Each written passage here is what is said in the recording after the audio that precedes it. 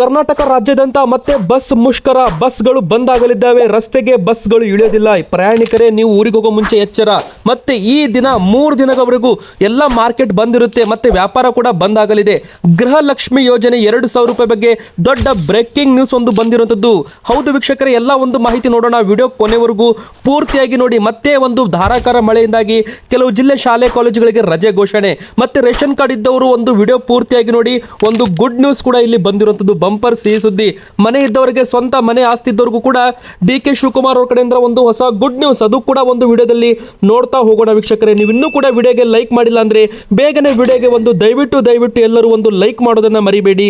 ಹಾಗೆ ನಮ್ಮ ಚಾನೆಲ್ಗೆ ನೀವು ಇನ್ನೂ ಕೂಡ ಕಮೆಂಟ್ ಮಾಡಿಲ್ಲ ಅಂದ್ರೆ ನಿಮ್ಮ ಒಂದು ಊರಿನ ಹೆಸರನ್ನ ಕಮೆಂಟ್ ಮಾಡಿ.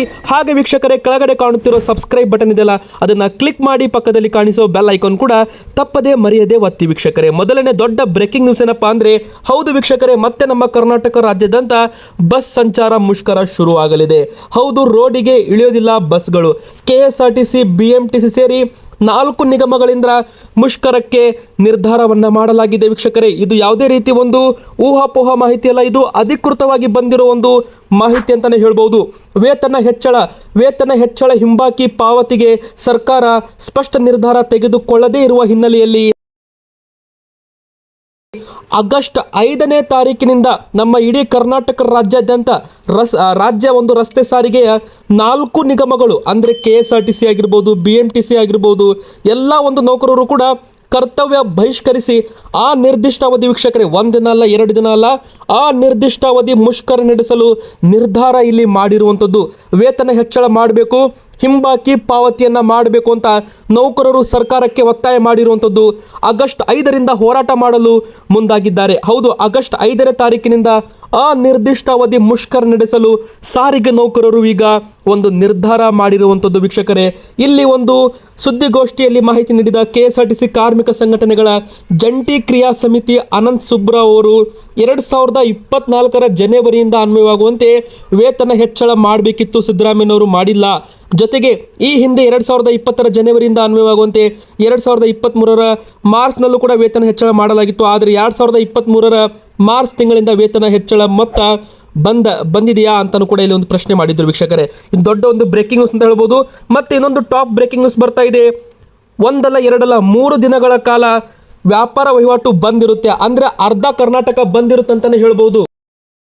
ಮೊದಲಿಗೆ ಏಕೆ ಈ ಒಂದು ಬಂದ್ ಅಂತ ನೀವು ಕೇಳೋದಾದ್ರೆ, UPI ಮೂಲಕ ವಾರ್ಷಿಕ ಅಂದರೆ 1 ವರ್ಷಕ್ಕೆ 40 ಲಕ್ಷ ರೂಪಾಯಿಗಿಂತ ಹೆಚ್ಚು ವಹಿವಾಟು ನಡೆಸಿದ್ದ ಬೇಕರಿ, ಕಾಂಡಿಮೆಂಟ್ಸ್ ಮತ್ತು ಇತರೆ ಎಲ್ಲ ಅಂಗಡಿಗಳಿಗೂ ಕೂಡ ವಾಣಿಜ್ಯ ತೆರಿಗೆ ಇಲಾಖೆ ನೋಟಿಸ್ ಕೊಟ್ಟಿದೆ. ಈ ಒಂದು ನೋಟಿಸ್ನಿಂದ ವ್ಯಾಪಾರಿಗಳಿಗೆ ಆತಂಕ ಸೃಷ್ಟಿಯಾಗಿದೆ.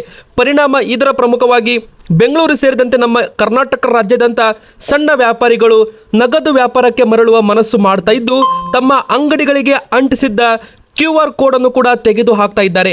ಮತ್ತೆ ವೀಕ್ಷಕರೇ, ಈ ಒಂದು 3 ದಿನಗಳ ಕಾಲ ಹಾಲು ಸೇರಿದಂತೆ ಬೇಕರಿ ಉತ್ಪನ್ನಗಳು, ಮತ್ತೆ ಚಿಪ್ಸ್ ಪ್ಯಾಕೆಟ್ಗಳಾಗಿರ್ಬೋದು, ಮತ್ತೆ ಎಲ್ಲ ರೀತಿ ದಿನಸಿ ವಸ್ತುಗಳು ಕೂಡ ಸಿಗೋದಿಲ್ಲ ಅಂತಾನೆ ಇಲ್ಲಿ ಹೇಳಲಾಗ್ತಾ ಇದೆ ವೀಕ್ಷಕರೇ.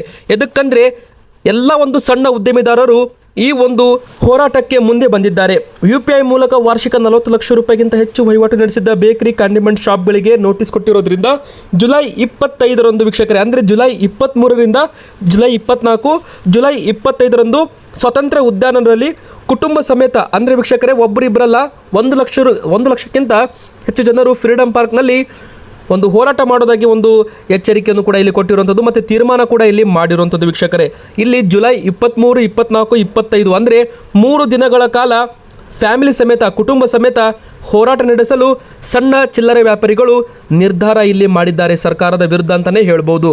ಈ ಒಂದು GSTಯನ್ನು ತೆಗೆದು ಹಾಕಬೇಕು ಅಂತಾನೆ ಇಲ್ಲಿ ಒಂದು ಮಾಡಲಾಗ್ತಾ ಇದೆ ಅಂತಲೇ ಹೇಳ್ಬೋದು. ಸಣ್ಣ ವ್ಯಾಪಾರಿಗಳಿಗೆ ತೊಂದರೆ ಇಲ್ಲ ಅಂತ ತೆರಿಗೆ ಇಲಾಖೆ ಹೇಳ್ತಾ ಇದೆ. ಹೌದು, ವರ್ಷದಲ್ಲಿ 40 ಲಕ್ಷ ರೂಪಾಯಿಗಿಂತ ಹೆಚ್ಚಿನ ವ್ಯಾಪಾರ ವಹಿವಾಟು ನಡೆಸಿದವರಿಗೆ ಸ್ಪಷ್ಟೀಕರಣ ಕೇಳಿ ನೋಟಿಸ್ ನೀಡಲಾಗಿದ್ದು, ಸೂಕ್ತ ದಾಖಲೆ ವಿವರಣೆ ನೀಡಿದರೆ ಪ್ರಕರಣವನ್ನು ಮುಕ್ತಾಯಗೊಳಿಸ್ತೀವಿ ಅಂತ ವಾಣಿಜ್ಯ ತೆರಿಗೆ ಇಲಾಖೆ ಹೆಚ್ಚುವರಿ ಆಯುಕ್ತವರು ಒಂದು ಮಾಹಿತಿಯಲ್ಲಿ ಕೊಟ್ಟಿರುವಂಥದ್ದು ವೀಕ್ಷಕರೇ. ಅಂದರೆ ಇಲ್ಲಿ GST ನೋಂದಣಿ ಮಾಡಿಸಬೇಕಾಗುತ್ತೆ. ಒಂದು ವರ್ಷಕ್ಕೆ 40 ಲಕ್ಷ ರೂಪಾಯಿಗಿಂತ ಹೆಚ್ಚಿನ ಒಂದು ಟರ್ನ್ ಓವರ್ ಮಾಡ್ತಾರೆ ನೋಡಿ. ಈಗ ಒಂದು ಚಿಕ್ಕ ಬೇಕರಿ ಆಗಿರ್ಬೋದು, ಒಂದು ಯಾವುದೇ ರೀತಿ ಕಾಯಿಪಲ್ಯ ತರಕಾರಿ ಮಾರೋರು ಆಗಿರ್ಬೋದು, 5 ರೂಪಾಯಿಗೂ ಕೂಡ ಈಗ ಫೋನ್ಪೇ ಗೂಗಲ್ ಪೇ ಮಾಡಿ ಬ್ಯಾಂಕ್ಗಳಿಗೆ ಹಣ ಹಾಕ್ತಾರೆ. ಅವಾಗ ಏನಾಗುತ್ತಂದರೆ ಅದು ನಿಮಗೆ ತಿಳಿದ ರೀತಿಯಲ್ಲಿ 20 ಲಕ್ಷ 30 ಲಕ್ಷ 40 ಲಕ್ಷ ರೂಪಾಯಿ ದಾಟಿಬಿಟ್ರೆ ಆವಾಗ ನಿಮಗೆ GSTಯಿಂದ ನೋಟಿಸ್ ಬರುತ್ತೆ. ಹೀಗಾಗಿ ಇದು ಎಲ್ಲ ಒಂದು ವ್ಯಾಪಾರಿಗಳಿಗೆ ಮತ್ತು ಫೋನ್ಪೇ ಗೂಗಲ್ ಪೇ ಮೂಲಕ ಬ್ಯಾಂಕ್ನಲ್ಲಿ ಹಣ ಹಾಕಿಸಿಕೊಳ್ಳೋರಿಗೆ ಮತ್ತು ಬ್ಯಾಂಕ್ನಲ್ಲಿ 40 ಲಕ್ಷ ರೂಪಾಯಿಗಿಂತ ಹೆಚ್ಚಿನ ಟರ್ನ್ ಓವರ್ ಮಾಡೋರಿಗೆ ಎಲ್ಲರಿಗೂ ಕೂಡ ಇದೊಂದು ಇಂಪಾರ್ಟೆಂಟ್ ಮಾಹಿತಿ ವೀಕ್ಷಕರೇ. ಮತ್ತು ಜುಲೈ 23, 24, 25ನೇ ತಾರೀಕರಂದು ಹಾಲು ಉತ್ಪನ್ನಗಳು ಸೇರಿದಂತೆ ಬೇಕರಿ ತಿನಿಸುಗಳು ಸಿಗೋದಿಲ್ಲ ಅಂತಲೇ ಹೇಳ್ಬೋದು. ಬೀಡಿ ಸಿಗರೆಟ್ ಕೂಡ ಸಿಗೋದಿಲ್ಲ ಅಂತಲೇ ಇಲ್ಲಿ ಹೇಳಲಾಗ್ತಾ ಇದೆ ವೀಕ್ಷಕರೇ. ಬನ್ನಿ ಈಗ ಮತ್ತೊಂದು ಬಿಗ್ ಬ್ರೇಕಿಂಗ್ ನ್ಯೂಸ್ ಏನಂತ ನೋಡೋಣ. ರೇಷನ್ ಕಾರ್ಡ್ ಇದ್ದವ್ರಿಗೂ ಕೂಡ ಒಂದು ದೊಡ್ಡ ಘೋಷಣೆ ಅಂತ ಹೇಳ್ಬೋದು. ಒಟ್ಟು 2 ಮಾಹಿತಿ ಬಂದಿದೆ. ಮೊದಲನೇ ಮಾಹಿತಿ ಏನಪ್ಪ ಅಂದರೆ ಯಾರ್ಯಾರು KYC ಮಾಡಿಸಿಲ್ಲ ಅಂಥವರ ಎಲ್ಲ ಕಾರ್ಡುಗಳನ್ನು ಕೂಡ ರದ್ದು ಮಾಡಲಾಗಿದೆ ಎಂಬ ಒಂದು ಮಾಹಿತಿ ಸಿಕ್ಕಿರುವಂಥದ್ದು. ನಮ್ಮ ಕರ್ನಾಟಕದಲ್ಲಿ ಲಕ್ಷಾಂತರ ಜನರು ತಮ್ಮ ಒಂದು ಆಧಾರ್ ದೃಢೀಕರಣ ರೇಷನ್ ಕಾರ್ಡ್ಗೆ ಮಾಡಿಸಿಲ್ಲ. ಸರ್ಕಾರ ಎಷ್ಟು ಟೈಮ್ ಕೊಟ್ಟರು ಕೂಡ BPL ಕಾರ್ಡ್ದಾರರು ಯಾವುದೇ ರೀತಿ ಒಂದು ರೇಷನ್ ಕಾರ್ಡ್ಗೆ ಆಧಾರ್ ಕಾರ್ಡನ್ನು ಲಿಂಕ್ ಮಾಡಿಲ್ಲ. ಅಂಥವರ ಒಂದು ಅನ್ನಭಾಗ್ಯ ಯೋಜನೆ ಬಂದಾಗುತ್ತೆ ಮತ್ತು ಅಂಥವರ BPL ಕಾರ್ಡ್ಗಳನ್ನು ಆಟೋಮೆಟಿಕ್ ಆಗಿ APL ಆಗಿ ಕನ್ವರ್ಟ್ ಆಗುತ್ತೆ ಅಂತ ಹೇಳಲಾಗಿದೆ. ಲಕ್ಷಾಂತರ ಕಾರ್ಡುಗಳನ್ನು ಈಗಾಗಲೇ ಸರ್ಕಾರ ಖುದ್ದು APL ಕಾರ್ಡನ್ನಾಗಿ ಕನ್ವರ್ಟ್ ಕೂಡ ಇಲ್ಲಿ ಮಾಡಿರುವಂಥದ್ದು. ಮತ್ತೆ ವೀಕ್ಷಕರೇ, ಇಲ್ಲಿ ಇಂಪಾರ್ಟೆಂಟ್ ಆಗಿ ಹೇಳೋದೇನಪ್ಪ ಅಂದರೆ ಎಲ್ಲ ಸರ್ಕಾರಿ ನೌಕರರ ರೇಷನ್ ಕಾರ್ಡ್ BPL ಕಾರ್ಡನ್ನು ತೆಗೆದುಹಾಕಿ APL ಕಾರ್ಡನ್ನಾಗಿ ಮಾಡಲಾಗಿದೆ. ಮತ್ತು ಸ್ವಂತ 4 ಚಕ್ರದ ವಾಹನ ಹೊಂದಿದವರು ಕೂಡ ಅವರ ಕಾರ್ಡುಗಳನ್ನು ಕೂಡ, ಅಂದರೆ ಕಾರ್ ಗಾಡಿ ಇದ್ದವರು, ಐಷಾರಾಮಿ ಜೀವನ ಮಾಡ್ತಾ ಇದ್ದವರು ಕೂಡ BPL ಕಾರ್ಡ್ ಪಡೆದುಕೊಂಡಿದ್ರು. ಅಂಥವರ ಕಾರ್ಡುಗಳನ್ನು ಕೂಡ ಹೆಸರು ಡಿಲೀಟ್ ಮಾಡಿ ಈಗ ಅವರಿಗೆ APL ಆಗಿ ಮಾಡಲಾಗಿದೆ ವೀಕ್ಷಕರೇ. ಇನ್ನು ಮೂರನೇದಾಗಿ ಯಾರ್ಯಾರು GSTಯನ್ನು ಪೇ ಅಂದರೆ GST ಅಂದರೆ ಅವರದ್ದು ಹೆಸರಲ್ಲಿ ಒಂದು GST ಇರುತ್ತೆ, ಅಂದರೆ ಅವರು ನೋಂದಾಯಿತ ಟ್ಯಾಕ್ಸ್ ಪೇಯರ್ ಆಗಿರ್ತಾರೆ. ಅಂಥವರು ಕೂಡ BPL ಕಾರ್ಡನ್ನು ಪಡೆದುಕೊಂಡಿರ್ತಾರೆ. ಅಂದರೆ ಹಸ್ಬೆಂಡ್, ಅಂದರೆ ಈಗ ಗಂಡ ಏನಿರ್ತಾನೆ ನೋಡಿ, ಅವರ ಹೆಸರಲ್ಲಿ GST ಇರುತ್ತೆ, ಆದರೆ ಹೆಂಡತಿಯನ್ನು ಯಜಮಾನಿ ಮಾಡಿ ಅಲ್ಲಿ BPL ಕಾರ್ಡನ್ನು ಪಡೆದುಕೊಂಡಿರ್ತಾರೆ. ಅಂಥವರ ಕಾರ್ಡುಗಳನ್ನು ಕೂಡ ತೆಗೆದು ಹಾಕಲಾಗಿದೆ ಅಂತ ಇಲ್ಲಿ ಹೇಳಲಾಗಿದೆ ವೀಕ್ಷಕರೇ. ಮತ್ತು KYC ಮಾಡಿಸದೇ ಇರುವ BPL ಕಾರ್ಡ್ಗಳನ್ನು ರದ್ದು ಮಾಡಲಾಗಿದೆ. ಮತ್ತು ನಮ್ಮ ರೇಷನ್ ಕಾರ್ಡ್ಗಳಲ್ಲಿ ಹೆಸರು ಸೇರ್ಪಡೆಗೆ ಮತ್ತೆ ಅವಕಾಶವನ್ನು ಮಾಡಿಕೊಡಲಾಗಿದೆ. ಹೌದು, ಫೋಟೋ ಬದಲಾವಣೆ, ಹೆಸರು ಡಿಲೀಟ್ ಆಗಿರಬಹುದು, ಮತ್ತು ಹೆಸರು ತಿದ್ದುಪಡಿ, ಮುಖ್ಯಸ್ಥರ ಬದಲಾವಣೆ ಮಾಡಲು ಸರ್ಕಾರ ಮತ್ತೊಂದು ದಿನಾಂಕ ಕೊಟ್ಟಿದೆ. ಜುಲೈ 31ರ ಒಳಗಾಗಿ ನೀವು ಇದನ್ನು ಮಾಡಿಸಬಹುದು ಅಂತಲೂ ಕೂಡ ಇಲ್ಲಿ ಹೇಳಲಾಗಿದೆ ವೀಕ್ಷಕರೇ. ಬನ್ನೀಗ ಮತ್ತೊಂದು ಟಾಪ್ ಬ್ರೇಕಿಂಗ್ ನ್ಯೂಸ್ ಏನಂತ ನೋಡೋಣ. ಗೃಹಲಕ್ಷ್ಮಿ ಯೋಜನೆ ಇನ್ನು 1 ವಾರದಲ್ಲಿ ನಿಮ್ಮ ಅಕೌಂಟ್ಗೆ ಬಂದು ಸೇರಲಿದೆ. ಹೌದು ವೀಕ್ಷಕರೇ, ಜೂನ್ ತಿಂಗಳ ಹಣವನ್ನು ಈಗಾಗಲೇ ಬಿಡುಗಡೆ ಮಾಡಲಾಗಿದ್ದು, ಜಿಲ್ಲಾವಾರು ಜಿಲ್ಲಾ ಪಂಚಾಯತ್ ಮತ್ತು ತಾಲೂಕ್ ಪಂಚಾಯತ್ ಮೂಲಕ ಹಣವನ್ನು DBT ಮೂಲಕ ಈಗ ಜಮೆ ಕೂಡ ಮಾಡಲಾಗ್ತಾ ಇರುವಂಥದ್ದು. DBT ಆ್ಯಪ್ ಮೂಲಕ ನೀವು ಸ್ಟೇಟಸ್ ಕೂಡ ಚೆಕ್ ಮಾಡ್ಬೋದು. ತುಂಬ ಮಹಿಳೆಯರಿಗೆ ಈಗಾಗಲೇ ಮೇ ಕಂತಿನ ಹಣವನ್ನು ಬಂದಿರುತ್ತೆ ಅಂತಲೂ ಕೂಡ ಇಲ್ಲಿ ಹೇಳಲಾಗಿದೆ. ಅಂದರೆ ಖುದ್ದು ಸಚಿವ ಲಕ್ಷ್ಮೀ ಹೆಬ್ಬಾಳ್ಕರ್ ಅವರು ದೊಡ್ಡ ಒಂದು ಬ್ರೇಕಿಂಗ್ ನ್ಯೂಸ್ನಲ್ಲಿ ಮಾಹಿತಿ ಕೊಟ್ಟಿದ್ದರು. ಅದರಲ್ಲಿ ಏನಪ್ಪ ಅಂದರೆ ಜೂನ್ ತಿಂಗಳವರೆಗೂ ಹಣವನ್ನು ಹಾಕಬೇಕು, ಅಂದರೆ ಇಲ್ಲಿ ಮೇ ತಿಂಗಳವರೆಗೂ ಹಣವನ್ನು ಹಾಕಿದ್ದೇವೆ, ಜೂನ್ ತಿಂಗಳ ಹಣ ಮಾತ್ರ ಬಾಕಿ ಇದೆ ಅಂತ ಹೇಳಲಾಗಿತ್ತು ವೀಕ್ಷಕರೇ. ಅದು ಕೂಡ ಈಗ ಡೆಪಾಸಿಟ್ ಮಾಡಲಾಗಿದೆ. ಇನ್ನು ನಿಮಗೆ ಜುಲೈ 25ನೇ ತಾರೀಕಿನ ಒಳಗೆ ನಿಮಗೆ ಹಣ ಬಂದು ಸೇರಲಿದೆ ಅಂತಲೇ ಇಲ್ಲಿ ಹೇಳ್ಬೋದು. ಬನ್ನಿ ಈಗ ಮತ್ತೊಂದು ಟಾಪ್ ಬ್ರೇಕಿಂಗ್ ನ್ಯೂಸ್ ಏನಂತಲೂ ಕೂಡ ನೋಡೋಣ. ಮತ್ತೆ ಮಳೆ ಪ್ರಮಾಣ ಜಾಸ್ತಿ ಆಗಿದೆ.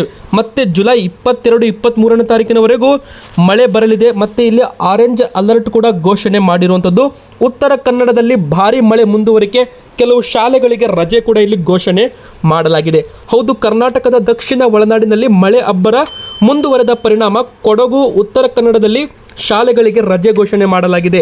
ಉತ್ತರ ಕನ್ನಡ ಜಿಲ್ಲೆಯ ಕರಾವಳಿ ಮಳೆ ಅಬ್ಬರ ಜೋರಾಗಿರೋದ್ರಿಂದ ಮುನ್ನೆಚ್ಚರಿಕೆ ಕ್ರಮವಾಗಿ ಈ ಒಂದು ನಿರ್ಧಾರವನ್ನು ತೆಗೆದುಕೊಳ್ಳಲಾಗಿದೆ. ಕಾರವಾರ, ಅಂಕೋಲ, ಕುಮಟಾ, ಹೊನ್ನಾವರ ಹಾಗೂ ಭಟ್ಕಳ ತಾಲೂಕಿನ ಅಂಗನವಾಡಿ ಪ್ರಾಥಮಿಕ ಹಾಗೂ ಪ್ರೌಢಶಾಲೆಗಳಿಗೆ ಉತ್ತರ ಕನ್ನಡ ಜಿಲ್ಲಾಧಿಕಾರಿ ಅವರು ಒಂದು ರಜೆಯನ್ನು ಘೋಷಣೆ ಮಾಡಿರುವಂಥದ್ದು ವೀಕ್ಷಕರೇ. ದಿನಾಂಕ ಹೇಳೋದಾದರೆ ಜುಲೈ 17 ಮತ್ತು 18ನೇ ತಾರೀಕಿನವರೆಗೂ ಮಾತ್ರ ಅಂತಲೇ ಕೂಡ ಇಲ್ಲಿ ಹೇಳ್ಬೋದು. ಮತ್ತು ಬಂಗಾಳ ಕೊಲ್ಲಿಯಲ್ಲಿ ಅರಬ್ಬಿ ಸಮುದ್ರದಲ್ಲಿ ವಾಯುಭಾರ ಕುಸಿತ ಪರಿಣಾಮ ರಾಜ್ಯದಲ್ಲಿ 3 ದಿನ ಭಾರೀ ಮಳೆಯಾಗುವ ಮುನ್ಸೂಚನೆ ಇದೆ. ಹವಾಮಾನ ಇಲಾಖೆ ಒಂದು ಮಾಹಿತಿ ಕೊಟ್ಟಿರುವಂಥದ್ದು ವೀಕ್ಷಕರೇ. ಮತ್ತು ದಕ್ಷಿಣ ಕನ್ನಡ ಜಿಲ್ಲೆಗಳಲ್ಲೂ ಕೂಡ ಬಿರುಗಾಳಿ ಸಹಿತ ಮಳೆ ಸುರಿಯಲಿದೆ. ಮತ್ತು ಮಡಿಕೇರಿ ತಾಲೂಕಿನಲ್ಲೂ ಕೂಡ ಗಾಳಿ ಸಹಿತ ಅಧಿಕ ಮಳೆ ಆಗ್ತಾ ಇದೆ ಅಂತಲೂ ಕೂಡ ಇಲ್ಲಿ ಹೇಳ್ಬೋದು. ಮತ್ತು ಇಲ್ಲಿ ಗದಗ, ಕೊಪ್ಪಳ, ಬೆಳಗಾವಿ, ಚಿಕ್ಕಮಗಳೂರು, ಶಿವಮೊಗ್ಗ, ಮೈಸೂರು, ಕೊಡಗು ಈ ಒಂದು ಭಾಗಗಳಲ್ಲೂ ಕೂಡ ಮಳೆ ಆಗಲಿದೆ. ಹೀಗಾಗಿ ಯೆಲ್ಲೋ ಅಲರ್ಟ್ ಘೋಷಣೆ ಮಾಡಲಾಗಿದೆ. ವಿಜಯಪುರ, ಕೋಲಾರ, ಚಿಕ್ಕಬಳ್ಳಾಪುರ ಜಿಲ್ಲೆಗಳಿಗೂ ಕೂಡ ಯೆಲ್ಲೋ ಅಲರ್ಟನ್ನು ಘೋಷಣೆ ಮಾಡಲಾಗಿದೆ. ಜುಲೈ 22, 23ನೇ ತಾರೀಕಿನವರೆಗೂ ರಾಜ್ಯಾದ್ಯಂತ ಭಾರಿ ಮಳೆ ಸುರಿಯಲಿದೆ ಅಂತಲೇ ಹೇಳ್ಬೋದು. ಬನ್ನಿ ಈಗ ಮತ್ತೊಂದು ಟಾಪ್ ಬ್ರೇಕಿಂಗ್ ನ್ಯೂಸ್ ಏನಂತ ನೋಡೋಣ. ಮತ್ತೆ ಒಂದು ಗುಡ್ ನ್ಯೂಸ್ ಅಂತ ಹೇಳ್ಬೋದು. ನಿಮ್ದೇನಾದರೂ ಸ್ವಂತ ಮನೆ ಇದ್ದರೆ ಅಥವಾ ಏನಾದರೂ ಮನೆ ಕಟ್ಟಲು ನೀವು ಏನಾದರೂ ಪ್ಲಾನಿಂಗ್ ಮಾಡಿದರೆ, ಮನೆ ಕಟ್ತಾ ಇದ್ದರೆ 30-40 ಸೈಟಲ್ಲಿರುವ 3 ಅಂತಸ್ತಿನ ಕಟ್ಟಡಗಳಿಗೆ ಇನ್ನು OC ವಿನಾಯಿತಿಯ ಘೋಷಣೆ ಮಾಡಲಾಗಿದೆ. ಆತಂಕದಲ್ಲಿದ್ದ ಲಕ್ಷಾಂತರ ಜನರಿಗೆ ಒಂದು ಬಂಪರ್ ಸಿಹಿ ಸುದ್ದಿ ಅಂತಲೇ ಹೇಳ್ಬೋದು. ಕಟ್ಟಡ ನಿರ್ಮಾಣ ಪ್ರಮಾಣ ಪತ್ರ ಅಂದರೆ ಇದಕ್ಕೆ ನಾವು CC ಅಂತ ಕರಿತೀವಿ ವೀಕ್ಷಕರೇ.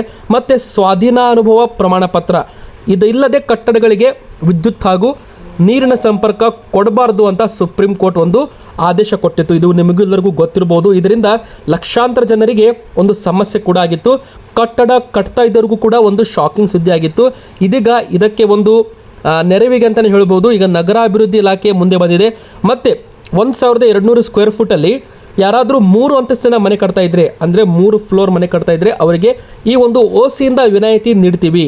ಮಾದರಿ ಕಟ್ಟಡ ಬೈಲಾ ತಿದ್ದುಪಡಿಯನ್ನು ಮಾಡ್ತೀವಿ ಅಂತ ರಾಜ್ಯ ಸರ್ಕಾರದ ಪ್ರಸ್ತಾವನೆಗೆ ಸಲ್ಲಿಸಲು ನಗರಾಭಿವೃದ್ಧಿ ಇಲಾಖೆ ಒಂದು ತೀರ್ಮಾನ ಕೊಟ್ಟಿರುವಂಥದ್ದು. ಅಂದರೆ 30-40 ಏನಾದರೂ ಸೈಟಲ್ಲಿ ನೀವು 3 ಅಂತಸ್ತಿನ ಕಟ್ಟಡಗಳಿಗೆ ಒಂದು OC ವಿನಾಯಿತಿ ಇರುತ್ತೆ. ಸರ್ಕಾರಕ್ಕೆ ಒಂದು ಇಲಾಖೆಯಿಂದ ಒಂದು ಪ್ರಸ್ತಾಪ ಕೂಡ ಸಲ್ಲಿಕೆ ಆಗಿರುವಂಥದ್ದು ವೀಕ್ಷಕರೇ. ಮತ್ತು DK ಶಿವಕುಮಾರ್ ಅವರು ಕೂಡ ಜುಲೈ ತಿಂಗಳನ್ನು ಈ ಖಾತಾ ಅಭಿಯಾನ, ಹೌದು ಈ ಖಾತಾ ಅಂದರೆ ಮನೆ ಬಾಗಿಲಿಗೆ ಈ ಖಾತಾವನ್ನು ಕೊಡ್ತೀವಿ ಅಂತಲೂ ಕೂಡ ಇಲ್ಲಿ ಮಾಹಿತಿ ಕೊಟ್ಟಿದ್ದರು. ನಿಮ್ಮ ಒಂದು ಆಸ್ತಿಯನ್ನು ರಕ್ಷಣೆ ಮಾಡ್ಕೊಳ್ಬೇಕು ಮತ್ತು ನಿಮ್ಮ ಒಂದು ಆಸ್ತಿಯನ್ನು ಡಿಜಿಟಲೀಕರಣ ಮಾಡ್ತೀವಿ ಅಂತಲೂ ಕೂಡ ಇಲ್ಲಿ DK ಶಿವಕುಮಾರ್ ಅವರು ಹೇಳಿದ್ದಾರೆ. ನಿಮ್ಮ ಆಸ್ತಿ ಗ್ಯಾರಂಟಿ, ಅಂದರೆ ನಿಮ್ಮ ಆಸ್ತಿಗಳಲ್ಲಿ ಯಾವುದೇ ರೀತಿ ಒಂದು ಮೋಸ ಆಗಬಾರ್ದು, ಇದಕ್ಕೆ ನಮ್ಮ ಗ್ಯಾರಂಟಿ ಇರುತ್ತೆ. ಹೀಗಾಗಿ ಈ ಖಾತಾ ಮಾಡಿಸಿಕೊಳ್ಳಿ ಅಂತ DK ಶಿವಕುಮಾರ್ ಅವರು ಕೂಡ ಒಂದು ಮಾಹಿತಿ ಕೊಟ್ಟಿರ್ತಾರೆ ವೀಕ್ಷಕರೇ. ಇವತ್ತಿಗೆ ಇಷ್ಟ ಆಗಿತ್ತು. ವಿಡಿಯೋ ಇಷ್ಟವಾದರೆ ವಿಡಿಯೋಗೆ ಲೈಕ್ ಮಾಡಿ, ನಮ್ಮ ಚಾನಲ್ಗೆ ಸಬ್ಸ್ಕ್ರೈಬ್ ಆಗಿಲ್ಲ ಅಂದರೆ ಬೇಗನೆ ಸಬ್ಸ್ಕ್ರೈಬ್ ಆಗಿ ಪಕ್ಕದಲ್ಲಿ ಕಾಣಿಸೋ ಬೆಲ್ ಐಕಾನ್ ಒತ್ತಿ.